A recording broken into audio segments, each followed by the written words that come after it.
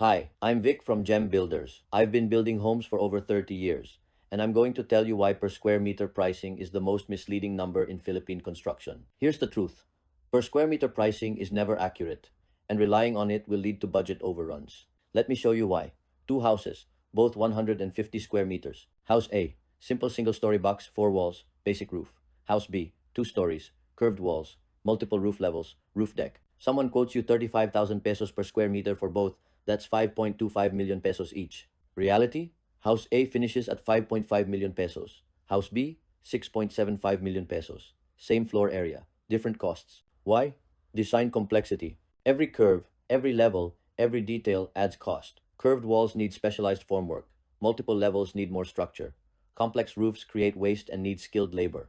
Another example, a 36 square meter master bedroom costs 19,000 pesos per square meter.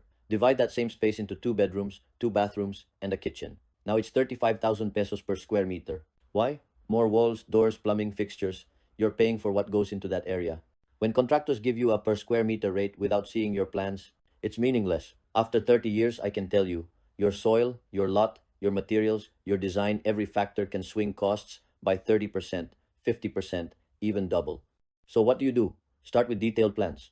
Work with experienced builders who give itemized estimates based on your actual project, not averages. If you want to know realistic cost ranges for building in the Philippines right now, I made a video breaking down actual per square meter costs. The video is right here on your screen. Watch it next. And remember, in construction, detail matters more than averages. Build smart, not surprised.